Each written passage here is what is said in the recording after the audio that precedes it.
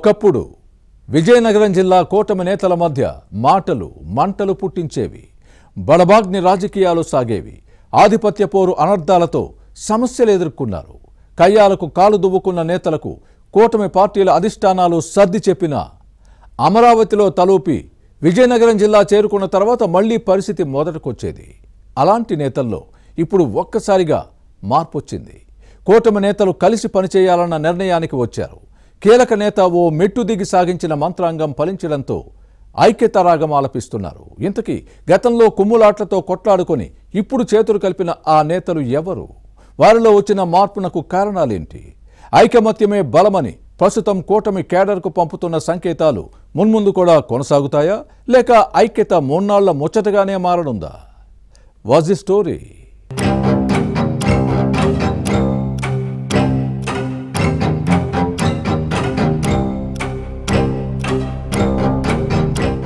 విజయనగరం జిల్లా నెల్లిమర్ల నియోజకవర్గ కూటమిలో ఒకప్పుడు కుమ్ములాటలు కొనసాగేవి.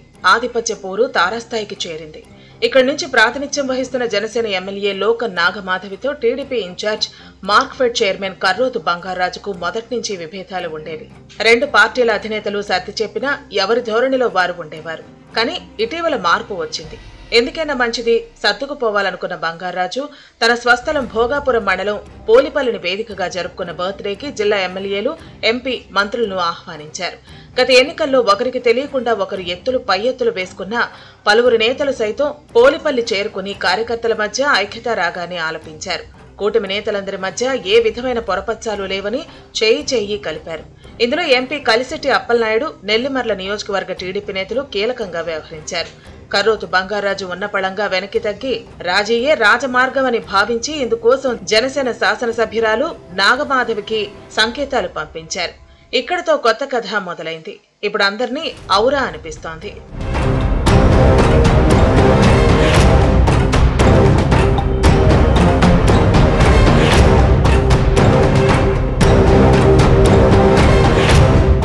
విజయనగరం జిల్లా రాజకీయాలు ఎప్పుడు వాడి వేడిగానే ఉంటాయి. ఒక్కో నియోజకవర్గంలో ఒక్కో తరహా అంతర్గత పాలిటిక్స్ ఇక్కడ ప్రత్యేకత. ఇందులో నెల్లిమర్ల నియోజకవర్గం పతాక స్థాయిలో నిలిచింది. మాజీ మంత్రి పతివాడ నారాయణస్వామి నాయుడు ప్రత్యక్ష రాజకీయ ప్రభ ముగిసిన తర్వాత మార్క్ఫెడ్ చైర్మన్ బంగారాజు హవా టీడీపీలో కొనసాగింది.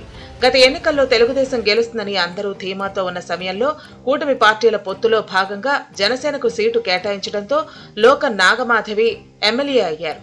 టీడీపీ ఇన్ఛార్జ్ బంగారాజు, జేఎస్పీ శాసనసభ్యురాలు నాగమాధవికి మధ్య గతంలో విభేదాలు కొనసాగినా ఇప్పుడు ఫుల్ స్టాప్ పడింది.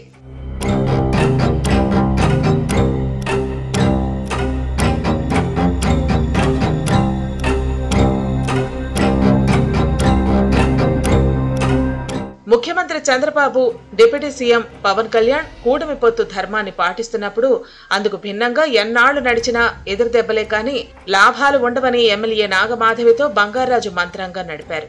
ఒకరికి వ్యతిరేకంగా మరొకరు గోతులు తవ్వుకుంటూ పోతే అందులో పడేది తామే అని గ్రహించి ఏకాభిప్రాయానికి వచ్చారు.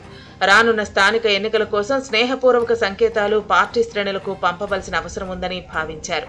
ఇదే విషయమై విజయనగరం ఎంపీ కలిశెట్టి అప్పలనాయుడు, నెల్లిమర్ల నియోజకవర్గ పార్టీ నేతల కర్రోతు సత్యం, కంది చంద్రశేఖర్, సువ్వాడ రవిశేఖర్, పతివాడ తమ్మినాయుడు కలిసి ఒకే మాట మీదకు వచ్చారు. చివరికి ఎమ్మెల్యే నాగమాధవితో చర్చించి అంతా కలిసిపోయారు. స్పర్ధలతో సాధించిందేమీ లేదని, ఐకమత్యమే బలమని కూటమి కేడర్కు సంకేతాలు పంపారు. పోరు నష్టం, పొందు లాభం అన్న నినాదంతో ముందుకు సాగుతున్నారు.